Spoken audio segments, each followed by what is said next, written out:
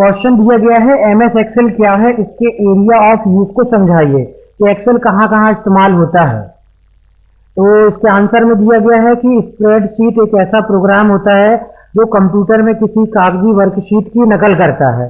तो MS Excel को हम कैसा प्रोग्राम बोल सकते हैं कि स्प्रेडशीट। एक्सेल को ओपन करके अगर आपको दिखाते हैं तो एमएस एक्सेल 2003 को ओपन करने के लिए स्टार्ट में जाना है, ऑल प्रोग्राम में जाना है, उसके बाद यहाँ से आप एमएस ऑफिस सेलेक्ट करेंगे और ये दिया गया है एमएस एक्सेल 2003। तो इसमें जब आप देखेंगे तो इसको हम बोलते हैं स्प्रेडशीट या वर्कशीट। और क्यों बोलते हैं स्प्रेडशीट या वर्कशीट? क्योंकि अभी तक हमने एमएस वर्ड में काम किया था तो इसमें पूरा एक ब्लैंक डॉक्यूमेंट आ रहा था जिसमें अपन लेटर बनाते थे, डॉक्यूमेंट बनाते थे। लेकिन इसमें कॉलम इस प्रकार से आते हैं और इस प्रकार से जो है रो आती है, मतलब पूरा आपका जो वर्क एरिया है वो शीट में डिवाइडेड है। इस शीट को हम बोलते हैं स्प्रेड शीट या इसको बोलते हैं वर्क शीट। इसके नाम भी अलग अलग यहाँ पर आते हैं।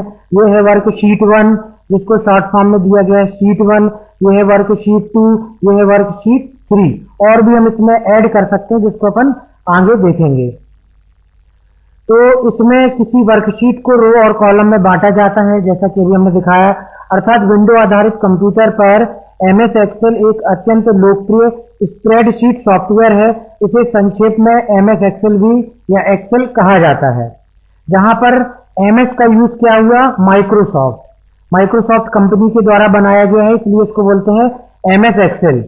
अमेरिका की माइक्रोसॉफ्ट कॉर्पोरेशन नामक कंपनी द्वारा विकसित किए गए एमएस ऑफिस का भाग होने के कारण यह एमएस वर्ड से बहुत समानता रखता है। तो आपने एमएस वर्ड सीख चुके हैं, तो एमएस एक्सेल में भी लगभग देखिए वैसे ही फाइल मेन्यू है जिसके अंतर्गत नई फाइल बनाना, फाइल को ओपन करना, फाइल को क्लोज करना, फाइल को सेव करना, बिल्कुल वर्ड जैसे ही ऑप्शन मिलेंगे। एडिट में भी आपको वैसे ही दिया गया है, कट, कॉपी, पेस्ट, व्यू में भी काफी मिलते जुलते ऑप्शन है। तो चूंकि ये एमएस ऑफिस के अंतर्गत एक एप्लीकेशन प्रोग्राम है, इसलिए एमएस वर्ड से इसकी जो विंडो है और उसके जो ऑप्शन है वो काफी कुछ मिलते जुलते हैं। इसके अधिकांश मेन्यू, टूलबार, फॉर्मेट करने की सुविधाएं एमएस वर्ड से मिलती जुलती हैं। एमएस एक्सेल की कोई स्प्रेडशीट, जिसे वर्कशीट भी कहते हैं, अभी हम देख चुके हैं, बहुत से खानों या सेलों का समूह होता है जिन्हें रो तथा कॉलम में व्यवस्थित किया जाता है। रो बाएं से दाएं अर्थात क्षैतिज होती है, जबकि कॉलम ऊपर से नीचे अर्थात ऊर्ध्वाधर होते हैं। रो और कॉलम के कटान बिंदु से सेल बनते हैं। प्रत्येक सेल में हम कोई एक संख्या, टेबल, तारीख, समय आदि भर सकते हैं या टाइप कर सकते हैं। एक्सेल में रो को क्रम संख्याओं से पहचाना जाता है, जैसे 1 2 3 आदि। सभी कॉलम को अक्षर से पहचानते हैं, जैसे ABC आदि। तो देखिए इसमें क्या कह रहा है ये थ्योरी में कि जो एक्सेल की ये वर्कशीट है या इसे स्प्रेडशीट बोलेंगे, ये किसमें डिवाइडेड है? कॉलम में। A नंबर का कॉलम, B, C, D, इसी प्रकार से ये रो दी गई है, 1 रो, 2 रो, 3 रो, और ये कॉलम और रो के इंटरसेक्शन से ये छोटे छोटे जो है सेल बनते हैं। इसको हिंदी में बोलते हैं खाने, इंग्लिश में बोलेंगे सेल। इसी सेल में हम क्या करते हैं? अपना डेटा एंटर करते हैं।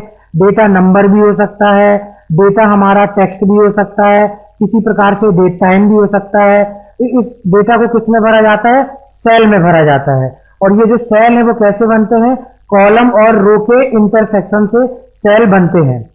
और प्रत्येक सेल का, जो भी सेल आप यहाँ पर क्लिक कर रहे हो डेटा भरने के लिए, सबका यूनिक एड्रेस होता है जो कि हमें आगे कैलकुलेशन में काम आता है। जैसे इस सेल को हमने सेलेक्ट किया है, इसका जो एड्रेस है वो है C नंबर का कॉलम और 7 नंबर की रो, इसलिए इसको बोलेंगे हम C7।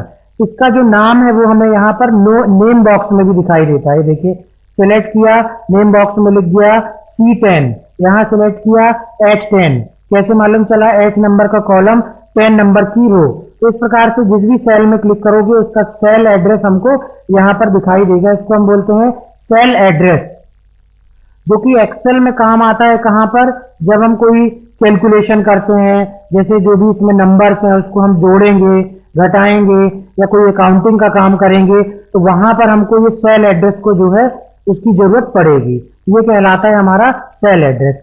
अब एक्सेल 2003 में जो है कितने कॉलम होते हैं, जैसे ABC से स्टार्ट हो रहे हैं तो ये कहाँ तक जाएंगे, और इस प्रकार से 1 2 3 रो स्टार्ट हो रही है तो ये कहाँ तक जाएंगी। इसको देखने के लिए ये साइड में जो बॉक्स बना है इसमें आप क्लिक करेंगे तो इसमें दिखाई दे रहा है 65,536 रो होती हैं टोटल और 256 कॉलम होते हैं। यही संख्या 2007 में 2010 में और बढ़ जाती है। यदि आपको कर्सर यहाँ पर है, इस सेल को सिलेक्ट किया है और एकदम आखिरी नंबर वाले कॉलम में जाना है, देखना है कि वर्कशीट में कॉलम को जो है अगर इस प्रकार से दिया गया है तो आखिरी तक क्या दिया गया है और इसी प्रकार से रो में क्या दिया गया है, तो कीबोर्ड से कंट्रोल की के साथ जो एरो कीज है उसमें राइट एरो की को दबाएंगे तो 256 नंबर वाले कॉलम में पहुंच जाएंगे। इसी प्रकार से डाउन एरो की को दबाएंगे हम तो ये 65,536 वाले रो में पहुंच जाएंगे। तो आप देख सकते हैं इस वर्कशीट में इसके बाद कुछ नहीं दिया गया है। तो ये टोटल वर्कशीट में इतने कॉलम और इतनी रो होती हैं। फिर से वापस आना है तो कंट्रोल की दबाइए, लेफ्ट की से फिर से हम ए नंबर के कॉलम में आ गए, टॉप एरो की दबाई तो फिर से हमने जो है वापस शुरुआत वाली सबसे फर्स्ट सेल में आ गए जिसका सेल एड्रेस है A1। यही चीज यहाँ पर आपको थ्योरी में दी गई है। अब MS एक्सेल के उपयोग का क्षेत्र क्या है और इसमें मुख्य मुख्य क्या विशेषताएं होती हैं जिसके कारण अपन एक्सेल को इस्तेमाल करते हैं। MS एक्सेल एक शक्तिशाली सॉफ्टवेयर प्रोग्राम है, इसमें अनेक विशेषताएं हैं और इसके उपयोग का क्षेत्र विस्तृत है। इसकी विशेषताएं निम्नलिखित है। पहला है ऑटो कंप्लीट। ऑटो कंप्लीट से क्या होता है, इस सुविधा में एक्सेल में डेटा टाइप करते समय ही यदि उससे मिलता जुलता डेटा किसी सेल में पहले से भरा होता है तो उस डेटा को यह स्वयं तत्काल पूरा कर देता है। तो इसमें एक ऑप्शन होता है ऑटो कंप्लीट का। मान लीजिए आपने यहाँ पे टाइप किया इस प्रकार से बरेला, जब उसी के नीचे आप आएंगे और दोबारा आप टाइप करेंगे तो देखो ये ऑटोमेटिक उसको कंप्लीट कर देगा। तो इससे क्या होता है, इससे हम टाइपिंग से बच रहे हैं बार बार, क्योंकि एक्सेल सुविधा दे रहा है हमको ऑटोमेटिक कंप्लीट करने की। तो इस सुविधा का नाम है ऑटो कंप्लीट। दूसरी सुविधा है ऑफिस क्लिपबोर्ड। विंडो के क्लिपबोर्ड के अतिरिक्त MS ऑफिस में भी अपना क्लिपबोर्ड बनाता है। इस क्लिपबोर्ड पर हम अधिकतम 24 वस्तुओं को रख सकते हैं और आवश्यकता के अनुसार उसको अपनी वर्कशीट पर पेस्ट कर सकते हैं। तो MS वर्ड में हमने इस चीज को इस्तेमाल किया था। जैसे हमने यहाँ पे टाइप किया है इस प्रकार से, देखिए जबलपुर, या मान लीजिए कोई न्यूमेरिक डेटा भी है और अगर उस डेटा को हमको अलग अलग जगह कॉपी पेस्ट करना है तो किस प्रकार से करेंगे, उसके लिए हम इसका क्लिपबोर्ड का इस्तेमाल करेंगे। एडिट में जाएंगे और यहाँ से ये ऑफिस क्लिपबोर्ड ओपन हो गया। अब हमने इसको सेलेक्ट किया, एडिट में गए और हमने किया यहाँ से कॉपी, तो ये सिलेक्ट भी हो जाता है और क्लिपबोर्ड में भी हो जाता है। अब हम कर्सर यहाँ ले गए, एडिट में गए, हमने कर दिया पेस्ट, तो ये यहाँ पर पेस्ट हो गया। फिर से हम यहाँ पर गए, एडिट में गए, पेस्ट, फिर से यहाँ पे पेस्ट हो गया। लेकिन ये पेस्ट ऑप्शन यहाँ का कब तक चलता है, कब तक एक्टिवेट होता है, जब तक ये सिलेक्ट रहेगा। अब देखिए ये डीसेलेक्ट हो गया। अब देखते हैं क्या पेस्ट होगा, ये हाइड हो गया। लेकिन क्लिपबोर्ड में यदि आपने ओपन किया है इसको और क्लिपबोर्ड में दिखाई दे रहा है तब भी ये पेस्ट हो जाएगा।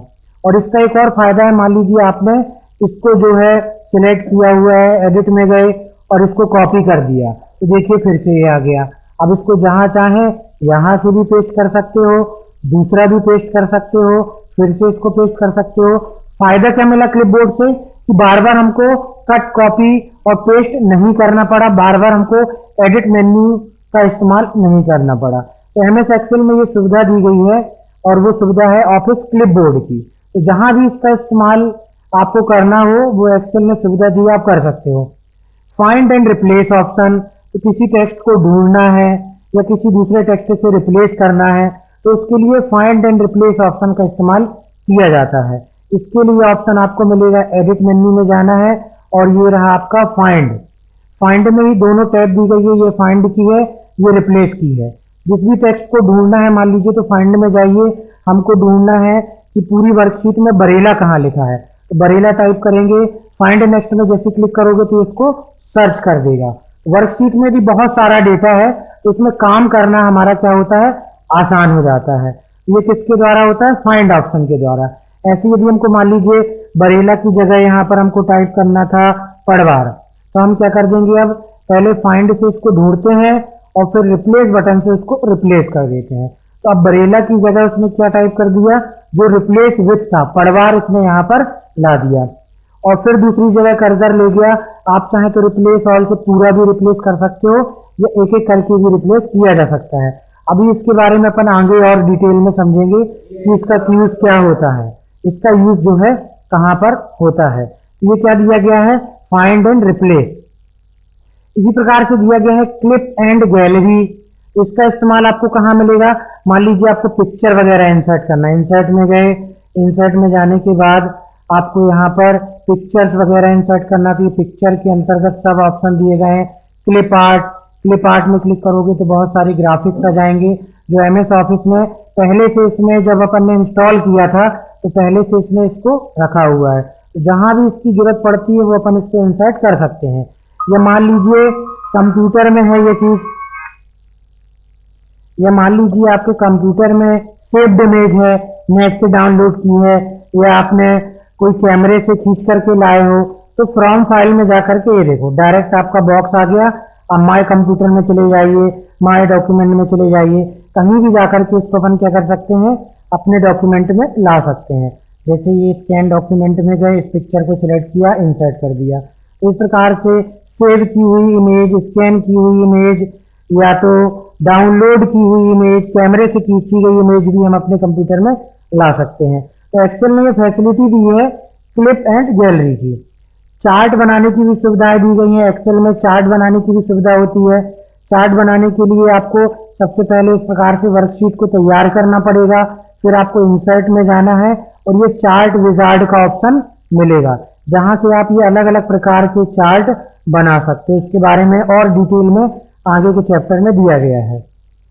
तो ये सारी चीजें ये बता रहा है कि आप एक्सेल में क्या क्या कर सकते हो और उसका उपयोग आप कहाँ कहाँ कर सकते हो। गणनाएं करना, एक्सेल में बहुत सारे फंक्शंस हैं। फंक्शंस को अगर आपको देखना है, इंसर्ट में जाइए और यहाँ से आप सेल को सिलेक्ट कर लीजिए, फिर फंक्शन में जब आप क्लिक करेंगे तो आप देखेंगे कि यहाँ पर बहुत सारे फंक्शन हैं। Financial, date and time, mathematics से रिलेटेड, स्टैटिकल से रिलेटेड, तो जिस भी प्रकार के फंक्शन की आपको आवश्यकता है उस फंक्शन का इस्तेमाल आप कर सकते हैं। इसकी भी डिटेल आगे के चैप्टर में मिलेगी। तो गणनाएं करने का काम भी एक्सेल में बहुत अच्छे तरीके से किया जा सकता है, जो कि एमएस वर्ड में नहीं है और किसी दूसरे सॉफ्टवेयर में नहीं है। और ये सुविधा हमको मिलेगी किसमें, केवल एमएस एक्सेल में। तो इस प्रकार से क्वेश्चन आता है कि एक्सेल क्या है और क्या क्या उसकी मुख्य विशेषताएं हैं और उन विशेषताओं का इस्तेमाल आप कहाँ कहाँ करोगे। तो जैसी जैसी विशेषताएं हैं, जैसी जैसी विशेषताएं हमने जानी है, जैसे ऑटो कंप्लीट हो गया, पिक्चर इंसर्ट करना हो गया, क्लिपबोर्ड का यूज हो गया, तो इसका इस्तेमाल कई जगह करेंगे। ऑफिस के डॉक्यूमेंट बनाने में, आप कोई कार्यालय में काम कर रहे हो, स्कूल में काम कर रहे हो, स्टूडेंट का डेटा तैयार करना है, या उसको आपको ग्राफ के रूप में दिखाना है तो वहाँ चार्ट का इस्तेमाल होगा, या आपको कोई कैलकुलेशन करना है, अकाउंटिंग करनी है, तो वहाँ पर ये गणनाएं आप करेंगे किसके द्वारा, एक्सेल के फंक्शन के द्वारा। तो इसमें दिया गया है कि एक्सेल का इस्तेमाल कहाँ कहाँ किया जाता है। समझाइए। क्वेश्चन नंबर दूसरा दिया गया है, एमएस एक्सेल में वर्किंग एनवायरनमेंट को समझाइए, है ना। ये भी आया था अपने में कि ये क्वेश्चन आता वर्किंग एनवायरनमेंट, या इसको दूसरे तरीके से आप लेंगे तो उसके विंडो के लेआउट को समझाइए। कोई भी सॉफ्टवेयर सीखने जाते हैं उसका सबसे पहले विंडो इंपॉर्टेंट होता है। जैसे कि इसमें चित्र बना है, आपने सीखा एक्सेल, आपने सीखा पावर पॉइंट, वर्ड, या कोई वीडियो एडिटिंग वाला सीखा, या कोई ऑडियो एडिटिंग वाला सीखा। सबसे पहले उसके बारे में क्या जान लो कि विंडो में कौन कौन से ऑप्शन हैं, उनके नाम क्या है, उनका यूज क्या है, तब उस सॉफ्टवेयर में काम करना शुरू करो, तब उस सॉफ्टवेयर में आगे सीखना शुरू करो। क्योंकि एक बार अपन को विंडो के बारे में पता चल गया तो जब अपन काम करेंगे तो हमको मालूम रहेगा कि ये फॉर्मेटिंग के लिए टूल बार है, ये सेव एव करने वाली टूल बार दी गई है, ये ऊपर ऑप्शंस बटन ही है, क्लोज और मिनिमाइज ये वाले बटन ही दिए गए हैं, है ना। तो इसको क्या कर लो, पहले विंडो के बारे में देख लो कि आखिर विंडो में क्या क्या चीज दी गई है। तो उसी के लिए क्वेश्चन है कि वर्किंग एनवायरनमेंट क्या है, विंडो लेआउट क्या है, ये भी क्वेश्चन आता है परीक्षा में। तो एक्सेल को ओपन करने के लिए स्टेप्स को फॉलो कीजिए। अभी हमने एक्सेल को ओपन करके देख लिया है। एमएस ऑफिस के अंतर्गत एमएस एक्सेल को चुनिए। एमएस एक्सेल की विंडो इस प्रकार से दिखाई देगी। इसमें देखते हैं क्या क्या चीज दिया गया है। यही इसका वर्किंग एनवायरनमेंट कहलाता है। ये देखिए सबसे ऊपर वाले जो है, यहां पर एक्सेल की विंडो का आइकॉन होता है, जैसे वर्ड का आइकॉन W जैसा दिखाई देता है, एक्सेल का आइकॉन इस प्रकार से होता है। उसके बाद यहाँ पर जो सबसे ऊपर लिखा रहता है बुक 1, यहाँ पे देख सकते हो ये लिखा हुआ है बुक 1। तो ये क्या है आपका टाइटल बार। जो भी हम एक्सेल में वर्कबुक को जब सेव करेंगे तो ये बाय डिफॉल्ट नेम लेता है बुक 1। जैसे एमएस वर्ड लेता है डॉक्यूमेंट 1, DOC डॉक्यूमेंट 1, वैसे ही एक्सेल लेता है बुक 1। हमने यहाँ बुक 1 का नाम सिलेक्ट कर दिया, टाइप कर दिया प्रैक्टिस बुक और इसको सेव कर दिया। तो टाइटल बार में इसका नाम बदल गया, प्रैक्टिस बुक आ गया। अब इस वर्कबुक के अंदर ये सारी चीजें आएंगी, शीट 1, शीट 2, शीट 3। तो हम ये भी कह सकते हैं कि वर्कबुक जो है वो कलेक्शन होती है किसका, वर्कशीट का। और जिस भी नाम से आप सेव करते हो वर्कबुक को, वो कहाँ दिखाई देता है नाम इसके, टाइटल बार में। तो एक्सेल में सबसे ऊपर होता है टाइटल बार। उसके बाद ये दिखाई दे रहा है option button, minimize button, minimize करने के लिए, मैक्सिमाइज बटन, विंडो को फुल स्क्रीन में करने के लिए, क्लोज बटन, विंडो को बंद करने के लिए। इसी प्रकार से यहाँ पर होता है आपका मेन्यू बार। मेन्यू में अलग अलग मेन्यू दिए होते हैं। इसी प्रकार से होता है फिर आपका स्टैंडर्ड टूल बार। यहाँ पर देखेंगे और क्लियर दिखाई देगा, ये देखिए ये रहा आपका मेन्यू बार, अलग अलग मेन्यूज दिए गए हैं। तो ये कहलाता है आपका मेन्यू बार। मेन्यू के अंतर्गत ऑप्शन, और यदि ऑप्शन में जाते हैं आप तो उसके सब ऑप्शन। ये मेन्यू हो गया, मेन्यू के अंदर ऑप्शन हो गए, ये हो गया उसके अंतर्गत सब ऑप्शन, और उसी के बाजू में दी हुई होती है शॉर्टकट की। इसमें देखिए बहुत सारे मेन्यूज हैं, इन अलग अलग मेन्यूज का इस्तेमाल हम आगे सीखेंगे। 2003 वर्जन में सुविधा थी कि जो भी मेन्यू के अंदर ऑप्शन दिए होते हैं वो इसकी विंडो में टूल बार के द्वारा दिखाए जाते हैं। टूल बार में भी वही ऑप्शन है जो मेन्यू के अंतर्गत है। जैसे फॉर्मेट मेन्यू में यदि आप सेल में जाते हैं, फॉन्ट में जाते हैं, तो आपको मिलेगा यहाँ से फॉन्ट बदलने के लिए, फॉन्ट की स्टाइल बदलने के लिए, फॉन्ट की साइज बदलने के लिए, फॉन्ट का कलर बदलने के लिए। लेकिन यदि आप तेजी से एक्सेल में काम करना चाहते हो तो उसके लिए आपको सारे ऑप्शन मिल जाएंगे फॉर्मेटिंग टूल बार में। ये दिए गए हैं formatting tool bar. Formatting tool bar में ही साइज बदली जा सकती है, फॉन्ट बदले जा सकते हैं, बोल्ड, इटैलिक, अंडरलाइन किया जा सकता है। तो ये मिलता है हमको फॉर्मेटिंग टूल बार में। इसी प्रकार से विंडो में, अभी अपन विंडो को समझ रहे हैं, तो एक हो गया आपका tool bar, formatting tool bar, standard tool bar, ठीक है। इसी प्रकार से और भी टूल बार्स होती हैं। नीचे दी गई है ड्राइंग टूल बार। और टूल बार को ओपन करना है तो व्यू में चले जाइए, टूल बार में चले जाइए, ये दी गई है। जिसमें भी हम क्लिक करेंगे वो टूल बार जो है सामने आ जाएगी। देखिए चार्ट को इस्तेमाल करने के लिए टूल बार आ गई, और दूसरी टूल बार में जाना है, फॉर्म्स को इस्तेमाल करने के लिए टूल बार आ गई, और अगली टूल बार में जाना है, पिक्चर से रिलेटेड टूल बार आ गई। जितनी भी टूल बार की आवश्यकता है उसको सामने लाके उसको इस्तेमाल कर सकते हो। और टूल बार में ये सारे ऑप्शन पिक्चर के रूप में, आइकॉन के रूप में कौन से दिए होते हैं, जो मेन्यू के अंदर होते हैं। जो मेन्यू के अंदर ऑप्शन होते हैं वो यहाँ पर आइकॉन के रूप में, छोटे छोटे पिक्चर के रूप में, बटन्स के रूप में ऑप्शन दिए होते हैं। अब इनको बंद करना है, जैसे फिर से व्यू में जाइए और जो जो आपने खोला उसको फिर से अनचेक्ड कर दीजिए। तो ये जो है हटते भी जाएंगे। या तो इसको ड्रैग किया, ये बंद हो गया, फिर से इसको ड्रैग किया यहाँ से, ये बंद हो गया। इसमें जाना है ड्रैग करने के लिए जो डैश डैश दिया है, तभी ये कहीं पे भी मूव होंगे। इसको भी बंद करना है, ये बंद हो गया। तो मुख्य रूप से दो टूल बार दिखाई दे रही हैं, स्टैंडर्ड टूल बार और फॉर्मेटिंग टूल बार। एक्सेल की विंडो में ये कहलाता है फार्मूला बार। जो भी आप फार्मूला टाइप करेंगे तो ये फंक्शन बार या फार्मूला बार में दिखाई देगा। देखिए शीट 2 में जाते हैं और यहाँ पर कुछ नंबर्स को जोड़ते हैं। 3 सेल में हमने नंबर्स टाइप किए, इसको जोड़ना है। तो जैसे हम इक्वल टू लगाएंगे तो इक्वल टू यहाँ भी लगेगा, और वही हमको फार्मूला बार में भी दिखाई देगा। हमने इसको क्लिक किया, फिर से प्लस का सिंबल लगाया, फिर से इसको क्लिक किया, फिर से प्लस का सिंबल लगाया, फिर से इसको सेलेक्ट किया। तो जो भी फार्मूला या फंक्शन आप यहाँ सेलेक्ट कर रहे हो वो कहाँ दिखाई देगा, फंक्शन बार या फार्मूला बार में। जैसे कि अभी हमने यहाँ पर जो है फार्मूले के द्वारा जोड़ रहे हैं तीनों नंबर्स को, और हम एंटर करेंगे। तो एंटर करेंगे तो हमको यहाँ पर इसका टोटल दिखाई दे जाएगा, और क्या फार्मूला आपने इस्तेमाल किया है या क्या फंक्शन आपने इस्तेमाल किया है वो आपको यहाँ पे फंक्शन बार या फार्मूला बार में दिखाई देगा। तो एक्सेल की इस भाग को बोलते हैं फॉर्मूला बार। इस साइड में दिया गया नेम बॉक्स, आप किस सेल में काम कर रहे हो, C10, तो ये दिखाई देगा नेम बॉक्स में। कर्सर यहाँ ले जाते हैं तो ये हाइड हो जाता है। ये यहाँ गए J8, ये यहाँ पर दिखाई दे रहा है J8, यहाँ पर गए ये दिखाई दे रहा है B10, तो ये नेम बॉक्स में दिखाई देता है। इसी प्रकार से ये कहलाता है आपका जो है वर्टिकल स्क्रॉल बार, पेज को ऊपर नीचे, वर्कशीट को ऊपर नीचे करके देखने के लिए। हॉरिजॉन्टल स्क्रॉल बार, लेफ्ट राइट डॉक्यूमेंट को देखने के लिए। तो इसका इस्तेमाल स्क्रॉल बार का डॉक्यूमेंट को जो भी टाइप किया उसको देखने के लिए किया जाता है। उसके बाद यहाँ दिया गया है आपका वर्कशीट से रिलेटेड ऑप्शन। शीट 1 में आप काम कर सकते हैं, शीट 2 में, शीट 3 में। ये कहाँ पर दिखाई देता है, ये वर्कशीट वाले भाग में। इसी प्रकार से नीचे दिया गया है drawing tool bar. Drawing tool bar में भी वैसे ही ऑप्शन दिए गए हैं ड्राइंग से रिलेटेड, जो भी आपको ड्राइंग करनी है, शेप्स बनाने हैं, उससे रिलेटेड ऑप्शन आपको यहाँ पर दिए गए हैं। नीचे लिखा हुआ है रेडी, ये कहलाती है इसकी स्टेटस बार। ये था आपका MS वर्ड की विंडो का लेआउट, जिसमें आपने देखा कि क्या क्या चीजें दिखाई दे रही हैं और उसके बारे में समझा।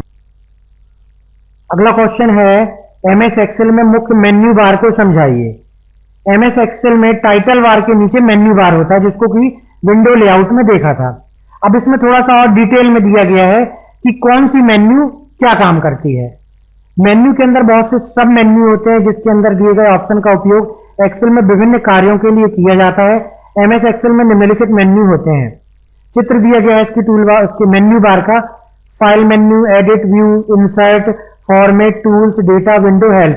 तो टोटल कितनी मेन्यू हो गई आपकी, टोटल 9 मेन्यू होते हैं, है ना, ये भी याद रखना है, टोटल 9 मेन्यू होते हैं।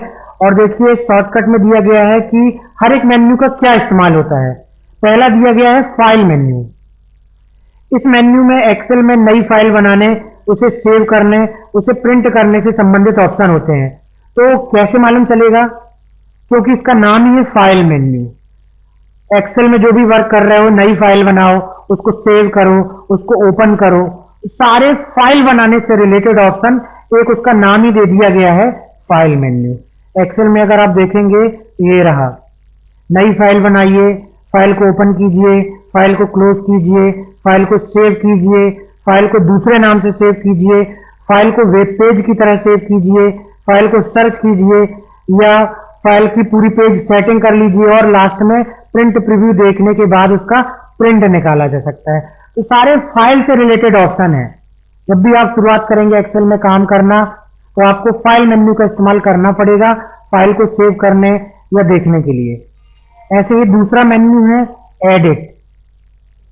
एडिट, ठीक है, एडिट में क्या दिया गया है, नाम क्या है इसका, एडिट।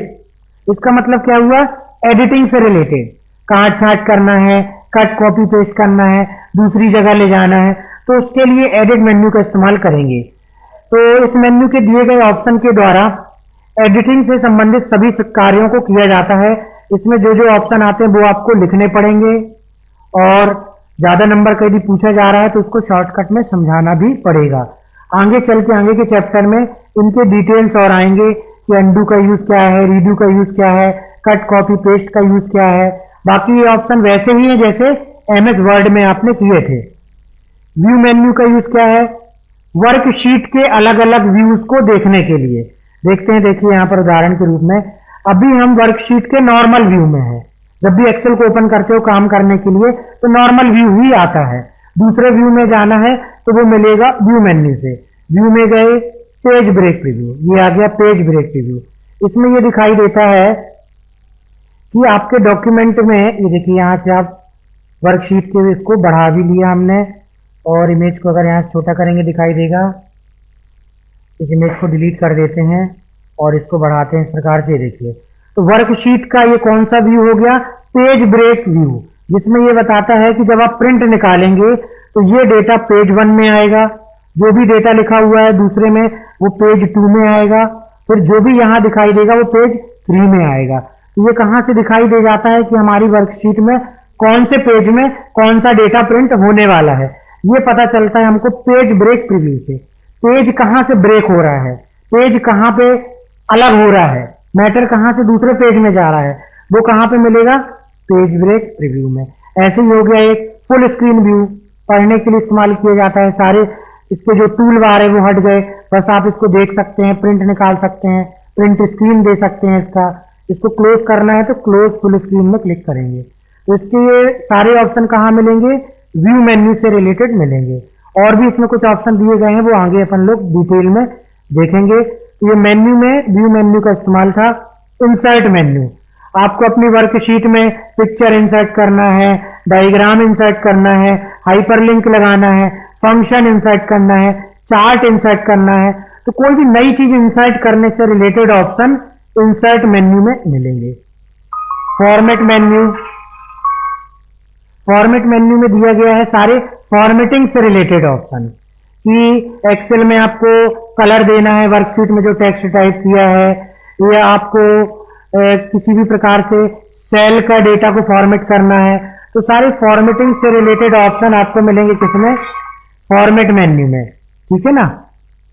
टूल्स मेन्यू, सेटिंग से related, spelling and grammar check करना है, शीट को प्रोटेक्ट करना है कि कोई दूसरा ओपन ना कर पाए, पासवर्ड डालना है, मैक्रो बनाना है, ऑटो करेक्ट ऑप्शन का इस्तेमाल करना है। इसकी डिटेल की इसको कैसे इस्तेमाल करना है जब मेन्यू के अंदर के ऑप्शन पढ़ेंगे अभी अपन आगे चल के, तो उसमें आएगा। अभी केवल बताया जा रहा है कि क्या क्या मेन्यू होते हैं और उसमें क्या क्या मुख्य ऑप्शन होते हैं। डेटा मेन्यू, अब एक्सेल में एक नया मेन्यू जोड़ दिया गया, डेटा मेन्यू, जो वर्ड में नहीं मिलेगा आपको, क्योंकि एक्सेल का मुख्य काम क्या है, डेटा में वर्क करना। अगर आपने एक्सेल में कोई वर्क किया है तो आप उसको एक्सेस में भी ले जा सकते हो और वहां से डेटाबेस बना सकते हो, टेबल बना सकते हो। तो उस तरीके के सारे ऑप्शन मिलेंगे, डेटा को सॉर्ट करने से रिलेटेड, डेटा को फिल्टर करने से रिलेटेड, सब टोटल ऑप्शन, गोल सीक ऑप्शन, ये सारे ऑप्शन मिलेंगे आपको डेटा मेन्यू में, डेटा में वर्क करने से रिलेटेड। तो ये हमने देखा कि एक्सेल में कौन कौन से मेन्यू होते हैं मुख्य, और हर एक मेन्यू का शॉर्टकट में हमने देखा कि हर एक मेन्यू का क्या इस्तेमाल होता है।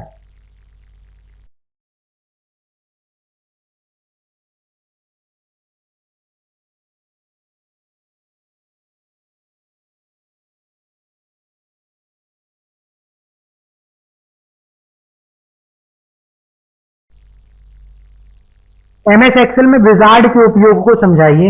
एमएस एक्सेल में कई ऐसे प्रोग्राम हैं जो कुछ विशेष कार्यों को शीघ्रता से करने में हमारी सहायता करते हैं। कुछ ऐसे कार्य जिनकी जरूरत बार बार पड़ती है लेकिन उसमें समय ज्यादा लगता है, तो समय ना लगे, जल्दी से हमारा डॉक्यूमेंट तैयार हो जाए, उसके लिए हम इस्तेमाल करेंगे विजार्ड का। विजार्ड करते क्या है, वे कई प्रश्न पूछकर हमारी पसंद जान लेते हैं कि हमको ये ऑप्शन सेलेक्ट करना है, ये ऑप्शन सेलेक्ट करना है, हमको अपने डॉक्यूमेंट का लेआउट ऐसा चाहिए, कलर ऐसा चाहिए, बैकग्राउंड ऐसा चाहिए, तो वो पूछते जाते हैं पूछते जाते हैं और आखिरी में सीधा प्रेजेंट कर देते हैं कि आपका डॉक्यूमेंट तैयार हो गया। तो जो वो ऑप्शन आ रहे हैं आपके सामने सिलेक्ट करने के लिए, उसी को आप बोल सकते हो विजार्ड, और उनके अनुसार कोई कार्य संपन्न कर देते हैं। ऐसे कार्य को, ऐसे प्रोग्राम को विजार्ड कहा जाता है। उदाहरण के लिए फॉर्म विजार्ड हमारे लिए डेटा प्रविष्टि फॉर्म तैयार कर देता है और चार्ट विजार्ड हमारे लिए चार्ट तैयार कर देता है। तो चार्ट के बारे में जब पढ़ेंगे डिटेल में, तो जो भी हम चार्ट बनाते हैं वो किससे बनाते हैं, विजार्ड के द्वारा ही बनाते हैं। ठीक है ना। अब देखिए यहाँ पर कि विजार्ड का इस्तेमाल एक्सेल में कैसे करेंगे। फाइल में गए, उसके बाद न्यू ऑप्शन को सिलेक्ट किया, टास्क पेन ओपन हो गई न्यू वर्कबुक की, यहां पर आ गए ऑन माय कंप्यूटर।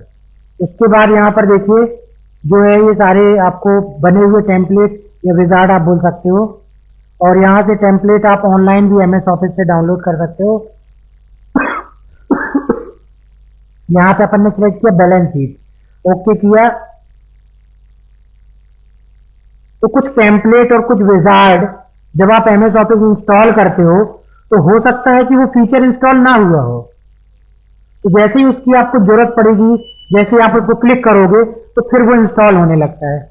उसके लिए आपको फिर अलग से सीडी लगानी पड़ेगी या उसका सेटअप जो है उसको उसका पाथ देना पड़ेगा, तब जाकर के वो टेम्पलेट या विजार्ड ओपन होगा। इसको हमने एमएस वर्ड में भी आसानी से समझ सकते हैं विजार्ड को, कि विजार्ड के द्वारा हम किस प्रकार से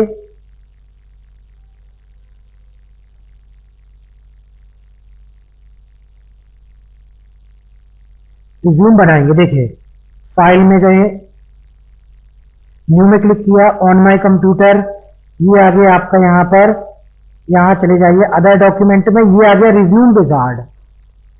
रिज्यूम विजार्ड हमको सुविधा देता है किस चीज के लिए, रिज्यूम बनाने के लिए, कि आपको टाइप करने की जरूरत नहीं है, आपको किसी भी प्रकार से अलाइनमेंट देने की जरूरत नहीं है, सब कुछ इसमें सिलेक्ट कर लेगा, केवल आपको अपना नाम, आपका address, contact number, email ID, ये सब बस टाइप करना पड़ेगा, बाकी ये पूरा बना हुआ डिजाइन आपको दे देगा। उसके लिए हमने रिज्यूम विजार्ड सिलेक्ट किया। ओके बटन में जैसे क्लिक करेंगे तो ये आ गया विजार्ड।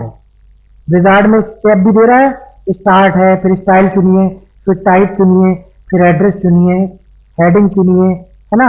नेक्स्ट बटन में क्लिक किया, कैसा रिज्यूम बनाना है उसको सिलेक्ट कर लो, फिर नेक्स्ट बटन में क्लिक करेंगे, कैसा रिज्यूम चाहिए उसको सिलेक्ट कर लो आप यहाँ से।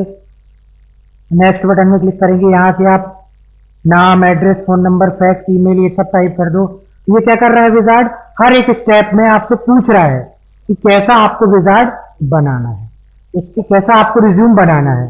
फिर नेक्स्ट बटन में क्लिक किया, क्या क्या आपको रिज्यूम में रखना है उसको सिलेक्ट कर लो, फिर नेक्स्ट बटन में क्लिक किया, नेक्स्ट नेक्स्ट फिनिश। ये देखिए क्या कर रहा है आपका विजार्ड, विजार्ड ने आपसे हर बार कुछ पूछा कि क्या आप रिज्यूम में रखना चाहते हो, और आखिरी में आपका रिज्यूम इसने तैयार कर दिया। अब जाके ऑब्जेक्टिव बदल सकते हो, एड्रेस बदल सकते हो, एजुकेशन के बारे में भी टाइप कर सकते हो। तो विजार्ड के द्वारा जो डॉक्यूमेंट बनाया है उसको आखिरी में हम एडिट भी कर सकते हैं। यही सुविधा आपको एक्सेल में भी होती है, उसके लिए आपको एक्सेल में कुछ फीचर्स को अलग से सीडी से इंस्टॉल करना पड़ेगा, तो वो एक्सेल में भी एक्टिव हो जाएगा और उसमें भी जाकर के आप विजार्ड और टेम्पलेट का इस्तेमाल कर सकते हो। एमएस एक्सेल में विभिन्न प्रकार के डेटा टाइप, जो आप यहां पर एक्सेल में डेटा इनपुट करते हो, हमने यहां पे किया नंबर, अब हमने यहां पे किया टेक्स्ट, अब हमने यहां पे डाल दी मान लीजिए डेट, इस प्रकार से। तो ये जो डेटा आप एंटर कर रहे हो उसका टाइप अलग अलग है, ये न्यूमेरिक डेटा है, ये टेक्स्ट है, ये आपका क्या है ये डेट है। तो इस डेटा को भी आप एक्सेल में सुविधा होती है फॉर्मेट करने की, उसी को हम बोलते हैं एक्सेल के अलग अलग डेटा टाइप। तो कौन कौन से डेटा टाइप्स होते हैं, नंबर, इस प्रकार के डेटा में केवल 0 से 9 तक दशमलव बिंदु, एक धन या ऋण चिन्हों का प्रयोग किया जाता है। अगर आप नंबर डेटा टाइप के बारे में बात कर रहे हैं एक्सेल में, इसका मतलब है कि एक्सेल में हम किसकी बात कर रहे हैं, 0 से लेकर के 9 तक के अंकों का, डेसिमल पॉइंट का, और जो कैलकुलेशन में इस्तेमाल होते हैं धन और ऋण चिन्ह का, प्लस और माइनस चिन्ह का। इसी प्रकार से यदि आप डेट डेटा टाइप के बारे में बात करते हैं, अभी प्रैक्टिकली भी दिखाएंगे कि कैसे इस डेटा टाइप का इस्तेमाल करेंगे। यदि आप डेटा इस्तेमाल करते हैं डेट डेटा टाइप का, तो इस डेटा टाइप का उपयोग डेट को स्टोर करने के लिए किया जाता है। सामान्यतः डेट को MMDDYY अर्थात महीना, दिन तथा वर्ष के फॉर्मेट में भरा जाता है। MM मतलब मंथ, डेट, ईयर। कई फॉर्मेट ऐसे भी होते हैं कि DDMMYY, 4YYY लिखा है मतलब पूरा सन आएगा, 2Y लिखा है मतलब 16 बस लिख दिया, है ना, 84 बस लिख दिया, तो उसमें केवल अपन को 2 बस उसमें नंबर देने पड़ेंगे, लेकिन हम उसे अपनी सुविधा के अनुसार किसी रूप में भी दिखा सकते हैं। टाइम डेटा टाइप, इस डेटा टाइप का उपयोग समय को स्टोर करने के लिए किया जाता है। एक्सेल में समय को प्रायः HH, MM, SS, hour, minute, second अर्थात आवर, मिनट, सेकेंड के फॉर्मेट में भरा जाता है, परंतु उसे आप अपनी सुविधा से किसी भी रूप में दिखा सकते हैं। इसी प्रकार से है टेक्स्ट डेटा टाइप, इस डेटा टाइप का उपयोग किसी सेल में साधारण टेक्स्ट भरने के लिए, सिंपल जो आप नंबर भी डाल रहे हो, कैरेक्टर भी डाल रहे हो, वो सारा कुछ किसमें आ जाता है, टेक्स्ट डेटा टाइप में। अकाउंटिंग से रिलेटेड भी इसमें आप फॉर्मेटिंग दी जा सकती है एक्सेल में। इस फॉर्मेट का इस्तेमाल करेंसी सिंबल के साथ नंबर को प्रदर्शित करने के लिए किया जाता है। आप एक्सेल में किसी प्रकार से कोई अकाउंटिंग का काम कर रहे हो, रुपीस का सिंबल दिखाना है, डॉलर का सिंबल दिखाना है, तो उसके लिए अकाउंटिंग डेटा टाइप का इस्तेमाल किया जाएगा। परसेंटेज से रिलेटेड कार्य को करने के लिए परसेंटेज डेटा टाइप, और कस्टम का इस्तेमाल यदि हम अपने अनुसार डेट, टाइम और किसी भी प्रकार के डेटा को फॉर्मेट करके रखना चाहते हैं तो कस्टम डेटा टाइप का भी इस्तेमाल कर सकते हैं। देखते हैं एक्सेल 2003 में कहाँ पर आती हैं चीज़ें। हम चाहते हैं कि इस वाले सेल को जितना हमने सेलेक्ट किया हुआ है उसमें डेट की फॉर्मेट इस प्रकार से ना हो, कोई दूसरे प्रकार से हो। एक उदाहरण समझने के लिए, फॉर्मेट में गए, सेल में गए, डेट में गए, और हम चाहते हैं कि पहले क्या आए इसकी फॉर्मेटिंग में, डे आए, डे, फिर मंथ आए, फिर डेट आए, फिर ईयर आए। तो इसको सेलेक्ट करके ओके कर दिया। अब हमने यहां टाइप किया 3 नवंबर 2016 इस प्रकार से। तो ये जितना भी सेल आपने सिलेक्ट किया हुआ है, क्योंकि उसकी फॉर्मेटिंग हमने बदल दी है, उसका डेटा का टाइप बदल दिया है, डेटा के टाइप में हमने डेट, डेटा टाइप में उसकी फॉर्मेटिंग बदल दी है, तो अब वो वैसा ही आएगा, आप जैसा भी टाइप करें। जितने सेल को आपने सेलेक्ट कर रखा है वो वैसा ही आएगा जैसा आपने सेलेक्ट किया हुआ है। देखिए ये किसके द्वारा हुआ, डेट डेटा टाइप के द्वारा ये हुआ। अब देखिए जैसे यहाँ पर हम नंबर्स टाइप कर रहे हैं, ये देखो मान लो अकाउंटिंग में जरूरत है कि दशमलव के बाद 2 शून्य भी दिखाए इतने सेल में, तो सिलेक्ट कर लो फॉर्मेट में, सेल में, नंबर डेटा टाइप का इस्तेमाल।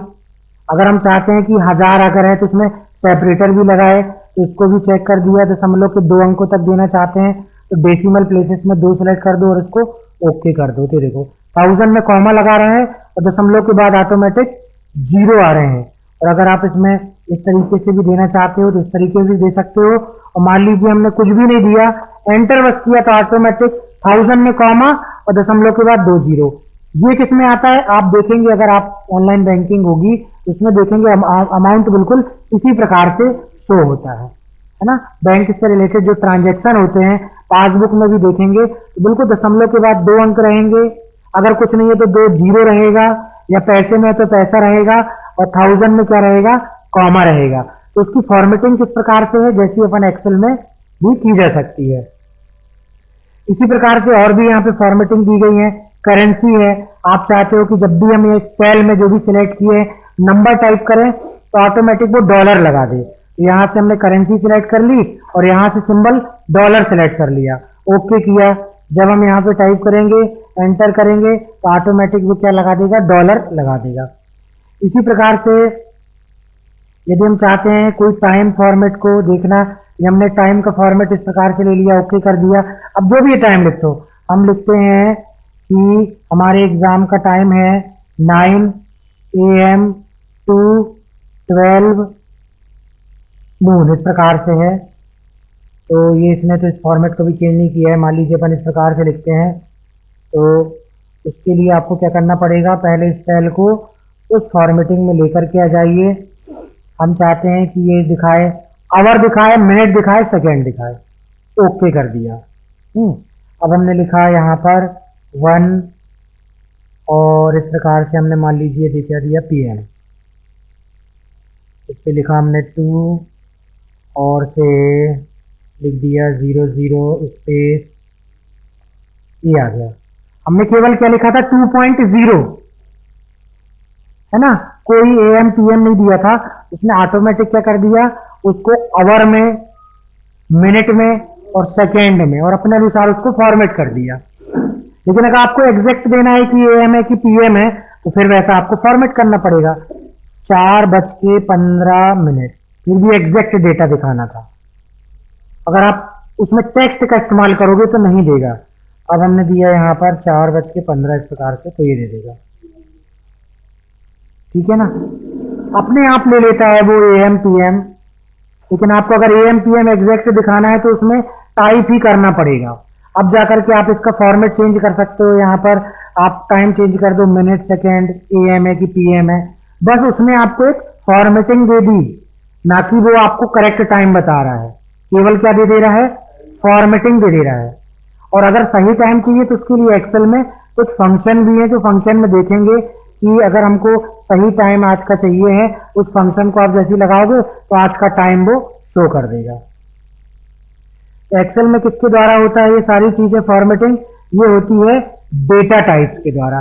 तो जैसा डेटा टाइप आपने फॉर्मेटिंग में चुन लिया है वैसा डेटा टाइप में जो है आपका डेटा दिखाई देगा।